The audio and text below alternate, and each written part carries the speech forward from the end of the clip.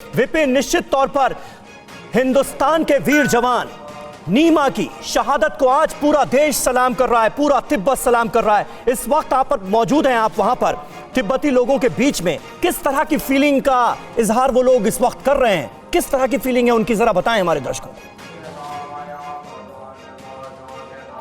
बिल्कुल समीर, आप तस्वीरें देखते चलिए और मैं आपको यहाँ के माहौल और यहाँ की तस्वीरों को बयां करता हूँ। सबसे पहले सामने देखिए कि नीमा तेंजिंग की फोटो के सामने ये जो जलती हुई लौ है ये बता रही है कि उनका कितना सम्मान है और उनकी शहादत, उनकी वीर गति को ये देश, ये तिब्बती लोग कैसे याद कर रहे हैं। चाहे लेह हो, लद्दाख हो या फिर दिल्ली में बैठे निर्वासित तिब्बती हो, उनके दिल में इनकी शहादत को लेकर बहुत ज्यादा सम्मान है और उसी सम्मान को प्रकट करने के लिए यहाँ पर शोक सभा का आयोजन किया गया है।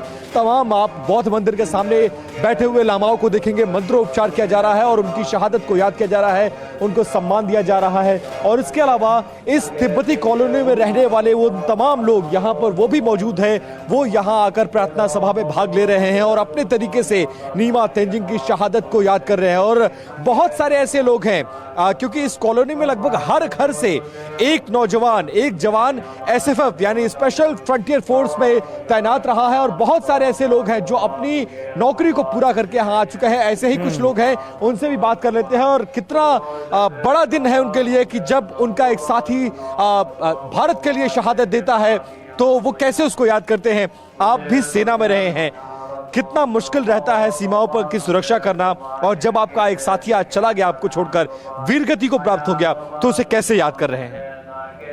अब बड़े दुख के साथ कहना पड़ रहा है, अब दुख भी है तो क्या कहें, इतना मतलब हम लोग बयान नहीं कर सक रहा, मतलब बयान नहीं कर सकते। हाँ जी, देखिए शब्दों में इस वीरगति को, इस सम्मान को शब्दों में बांधना बेहद मुश्किल है समीर, लेकिन ये तस्वीरें आपको बयां करती हैं कि नीमा तेंजिंग की शहादत बेकार नहीं जाएगी। और जैसे जो ज्वाला इन तमाम लोगों के दिलों में चीन के प्रति पिछले 5 दशक से ज्यादा वक्त से धधक रही है, उसको वो निकालना चाहते हैं, वो बदला लेना चाहते हैं, चीन को जवाब देना चाहते हैं। और इसीलिए जब इनका साथी चीन को जवाब देते हुए वीरगति को प्राप्त हुआ है तो उसको लेकर जहां पर शोक सभा का आयोजन किया गया है और उसको वो लोग याद कर रहे हैं और उसकी शहादत को नमन कर रहे हैं। बिल्कुल, और इसी इमोशंस का जिक्र कर रहे थे हमारे सहयोगी अभिषेक उपाध्याय जो इस वक्त एलएसी से हमारे साथ लाइव मौजूद हैं। अभिषेक, जरा अपडेट हमें फिंगर इलाकों के भी दीजिए, क्योंकि हम सब ये जानते हैं कि फिंगर 4 में कहीं ना कहीं भारतीय फौज की स्थिति मजबूत हुई है, लेकिन अभी भी फिंगर 4 से फिंगर 8 का जो इलाका है वहां से चीनी सैनिक हटने का नाम नहीं ले रहे हैं, जमकर बैठे हुए हैं। यहां की खास तौर पर ताजा स्थिति क्या है? देखिए, आपने फिंगर 4 की बात की, हम अभी ताज़ा जानकारी यही है कि फिंगर 4 पर हमारी पोजीशन मजबूत है, डोमिनेटिंग है।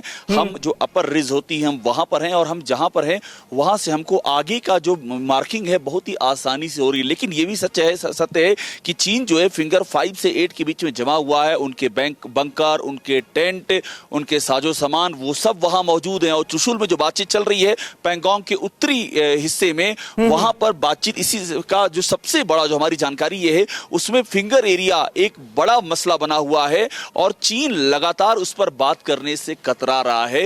वो उस बात को किसी और सीमा रेखा की ओर ले जा रहा है, लेकिन अभी वहां स्थिति वैसी है। और एक बात मैं आपको और बता दूं कि डेमचोक से लेकर के Depsang, Chumar, hot spring, Galwan valley, जो बाकी जगह हैं वहां पर भी भारतीय फौज ने डोमिनेटिंग पोजीशन ले ली है। और आप जिसे मैं बार बार कह रहा हूं, इसे रीपोजिशनिंग कहते हैं। रीपोजिशनिंग इस लिहाज से की है कि जो स्ट्रेटेजिक इंपॉर्टेंस की जगह हैं उन पे जो स्ट्रेटेजिक पोजीशन है वो हमारे हक में है और वहां से हम उस पूरे इलाके को डोमिनेट कर पा रहे हैं। न्यूज़ टॉप 9 रोज सुबह 7 बजे और शाम 7 बजे सिर्फ TV9 भारतवर्ष पर।